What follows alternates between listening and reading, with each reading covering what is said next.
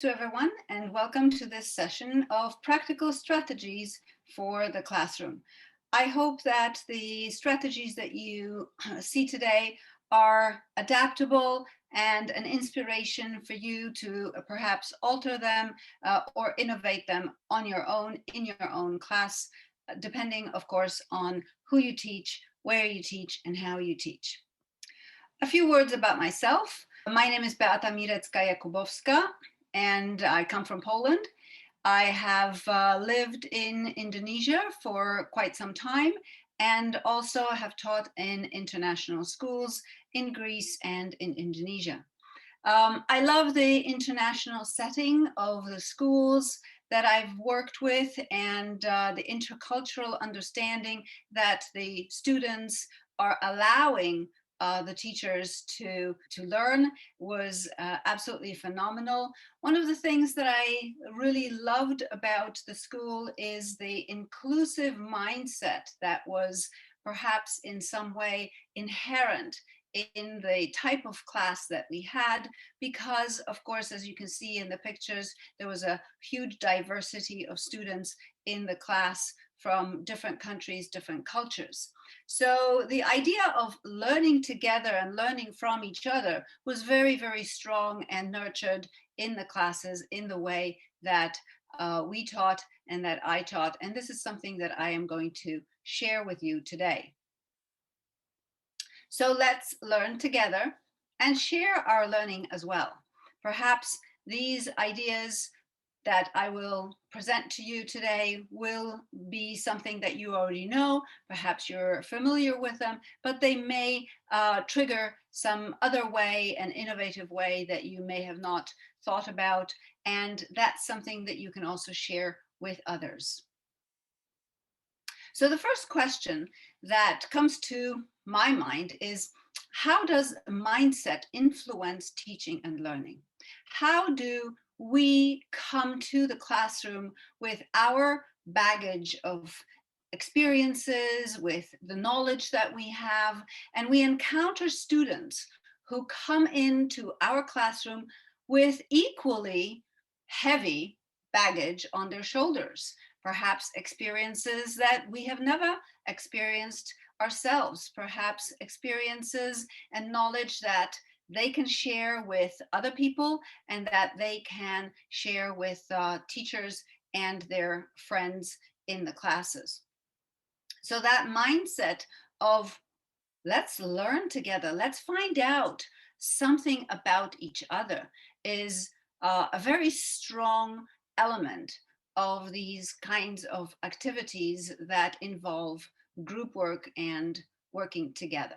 One of the things that is often happening nowadays, especially with online learning and especially with not being able to meet with other people, is the feeling of not being included in the class. And that may be, of course, a problem that stems from a variety of issues. It could be a lack of or a limited opportunity for participation, especially in the online class when it's very easy to just click a button and disappear from the class. Perhaps there are limited opportunities for collaboration. Most of the classes nowadays are on Zoom, conducted on Zoom, maybe on Teams, and perhaps that is a challenge to teachers who have not been used to using this technology. The lack of opportunity for interaction with the teacher. Does the chat or email really help with the interaction, and of course the limited interactions between the students? But even when we come to the stationary face-to-face lesson, that situation can still be a limitation if the class is conducted in a lecture kind of way and the students really have very little possibility for participation or collaboration. Perhaps also it may be a situation in which there are opportunities, but because of the atmosphere of competitiveness, of fearing of mistakes, of fearing of being ridiculed, that is also creating that feeling of not being included in the class. So clearly, there are various reasons for the problems in both offline and online classes. And what are the results? One of the results is, and for me, a very important one because I'm an English teacher, is the insufficient practice of communication and collaboration skills. I believe that every student that leaves our high schools is going to be working with people, is going to be communicating, whether they go to college or not. They will eventually come to a workplace where they're going to be asked to collaborate with people. And that insufficient practice of those skills at a young age then exacerbates the challenges that young people have and encounter in their workplace because they haven't practiced enough. Another result is that insufficient development of key competencies. The group work and activities that can be done collaboratively also help students with leadership skills. Of course, the literacy, including digital literacy, is very important. That development of the competency of self-management, of time management, of planning, and reflection is also very important. So as a result of not having enough collaboration and cooperation with each other and not having enough participation in the class, just listening to somebody else speak and deliver the knowledge in a very passive way for the students, they become disengaged and silent. They become bored and they may be even disruptive. What happens to the teachers? Of course, the teachers are frustrated, overworked, and sometimes burned out, because I do believe that all teachers are trying their very, very best, especially in these trying times of the pandemic. So what are the solutions? Let's talk about the solutions and let's talk about how those solutions can be adapted to any of your classes. First thing is knowing your students. Always trying to find out as much as you can about them and periodically trying to get to know more about them through the activities and through the work that you set for them, and get their reflection, especially their reflections and their feedback to themselves as well. So having that knowledge helps you as a teacher, as an educator, connect with the student and help them channel their emotions and their feelings so that they feel good about themselves and they feel good about learning in general. I think that every teacher can understand the students very well, and especially in a classroom which is a monolingual, monocultural class, the personal histories and the way that students are perhaps brought up at home, that is something that can also either cloud the situation in the classroom and the atmosphere, or in some way influence it. So it's very important to know the students and navigate that baggage that we discover that they are carrying, and help them with their understanding of themselves and their mindset for learning. So here are a few example instructional practices and some elements for inclusive lesson design, perhaps that may be useful to you. The first question is, what is a good way to include and engage all of the students in learning? Some of you may have classes of 10, some of you may have classes of 40. And how do you include and engage all of them, especially when you've got them online? Well, here are a few ideas to start with.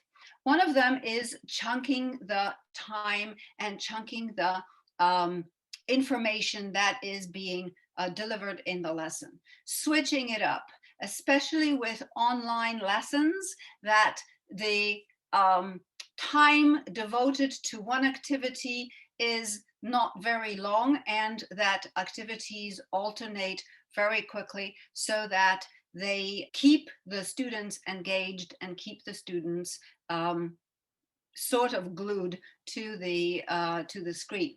Perhaps during a face-to-face lesson, you may be moving from the individual to pair work to whole class discussion, and those interactions include the students in the learning because they are engaged, they are doing something with somebody else, and of course are in a way engaged in a responsible way. In creative arts, for example, you can have a studio or a workshop or station approach in many of the subjects. Station approach really works very well when students are working independently or in pairs or in small groups.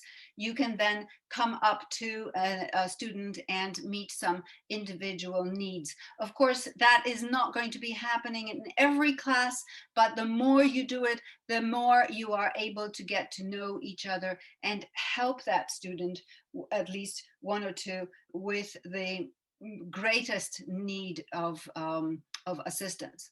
The content also can be in a way inclusive. When we're including students' lives and students' identity, we can create a feeling of familiarity, sharing about their own lives and interests, and especially making that atmosphere risk-free, that students feel that they are able to be open to ideas, that they can trust others, and that this situation that they have in the classroom is actually helping them be learning in a safe way. So building that trust that's needed for that open-mindedness and the risk-taking, for the innovation, for learning forward, moving forward, making sure that they are not at risk of being bullied or ridiculed, which I totally understand is not an easy task. It's not an easy job for the teacher to balance that and to navigate all of that. One of the things that I have found that is very helpful is the buy-in. At the beginning of the classes, at the beginning of the school year, or even every semester, I really tried to get the students to feel like they are the ones in charge of the class. Let's learn together and let's share together. What is it that we want out of this class? And how can we ensure that everyone is respectful, that everyone is engaged, that everyone is polite, and that everyone is motivated? And in fact, when these posters went up on the wall, when these class rules, which I called guidelines, but of course the students were thinking about class rules, we have to follow rules. When those rules were generated by themselves and then posted in the class, they actually followed them. They were the ones that were policing each other and saying, hey, you know, you're behaving in a way that we didn't agree to. And that really helped me to maintain law and order in a way that was really very successful, I think, in a lot of ways. Not that I had any, that I didn't have any issues. Sometimes behavior issues did arise, but by and large, this buy-in really helped with that communication of respect, motivation, politeness, and being engaged, and the students were able to really help each other follow the rules and adhere to those guidelines. Various iterations of peer-to-peer teaching. Perhaps some of these will be known to you, but maybe something will be different.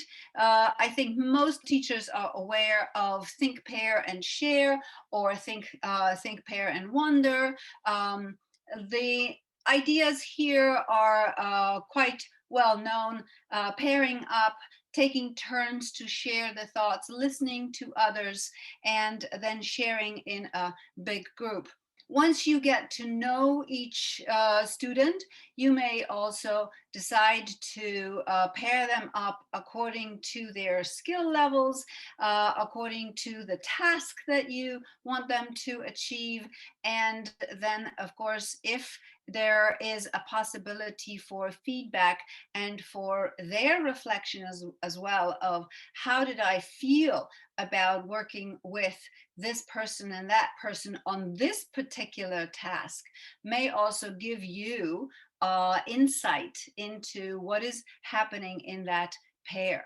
The huddle is a very interesting way of sharing information. As you can see, the students there have little note cards that they had written earlier, and the idea is, of course, the football huddle of sharing information without the other huddle group hearing it. So this was a whispering exercise and getting the students out of their chairs. Sharing notes in a variety of ways is also extremely important.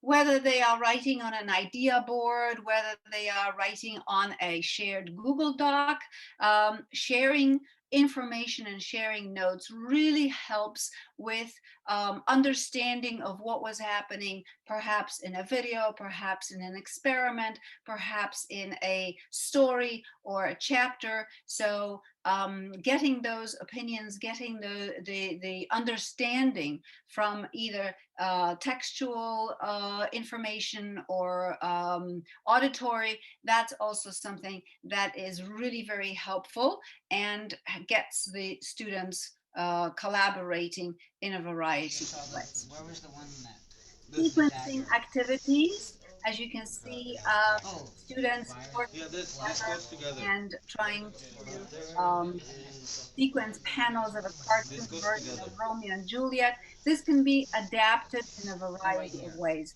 And Romeo dagger. in Lightsaber. every group that I set up, every student contributed. Every student had something to say. There were enough pieces for everyone to have something in their hand and to at least give it a try to put it together. So that is also an excellent way of involving every student in the learning. My favorite, in fact, is the divide and slide.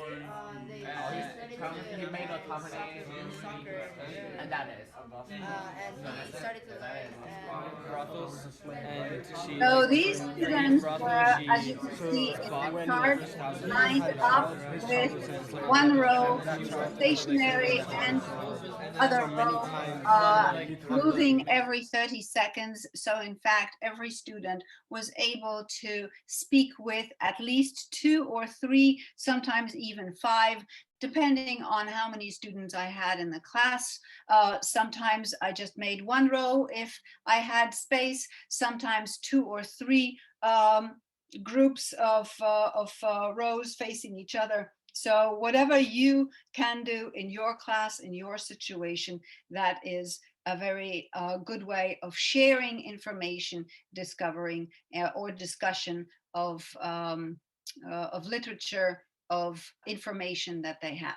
which is real Um, bad things of course, group so presentations we can and in an get informal way, learning feel together and sharing together the information, and that is it really doesn't important. really Many like thinking times, about what instead I tried to do is, because as students presented in and being as part students of the were chapter able to I think he's share that information, I took notes, and getting more their knowledge of the topics was actually tested from the notes that I took of what they heard and what notes they took as well while they were listening to each other. So in fact, the listening wasn't just passive. They had to take notes of what the other groups were presenting so that they were later able to answer the test questions or quiz questions. The same thing can happen with writing, and this situation may be a little bit different. All of the others were learner in the class. This idea is taken from classes that I taught at a lower language proficiency level, and we asked students from older classes, students from the National Honor Society, to help with editing and suggestions for writing. So as the younger students were creating their essays or their travel articles, or they were writing their short stories, or they were writing their speeches, the older students were providing the editing tips, the suggestions of structuring or grammar or use of vocabulary.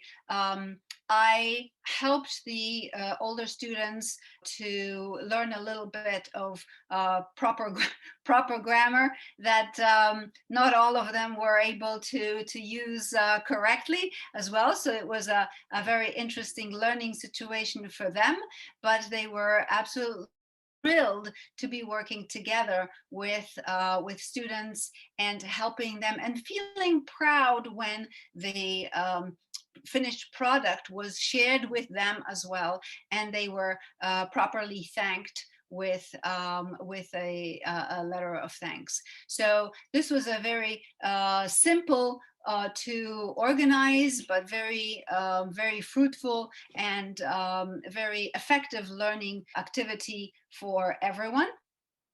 So that's something to think about, and that can be done in any Google Doc that is shared between the students. So the three things that you can do in your next class, and that is the chunking design lessons in which students can experience these different interactive activities.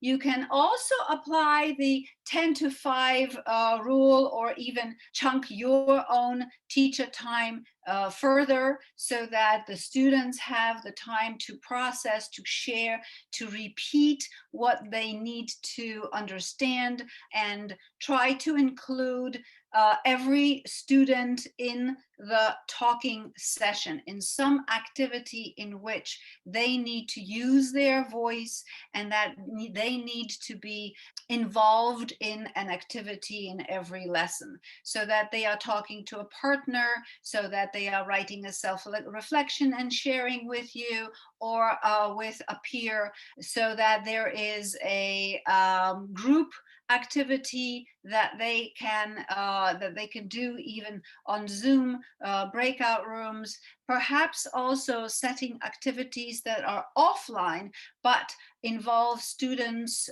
in a group task, which they basically have to connect and work together in some way, so that they are the presenters in the next class.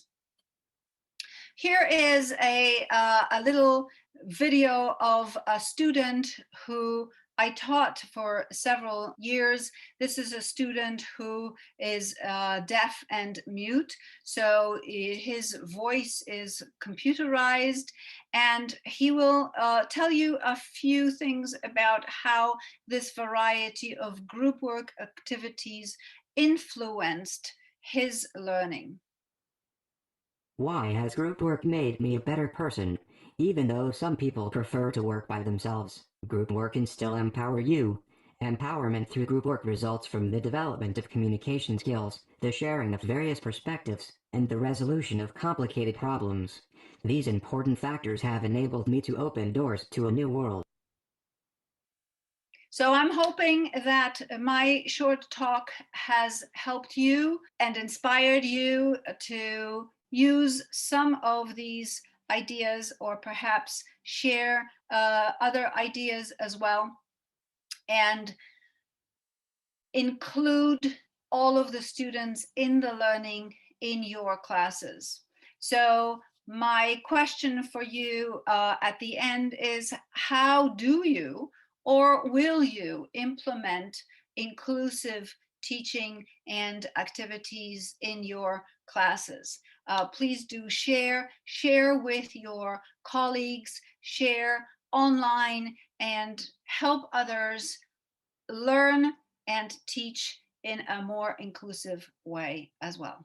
So thank you very much for your attention, and good day to you.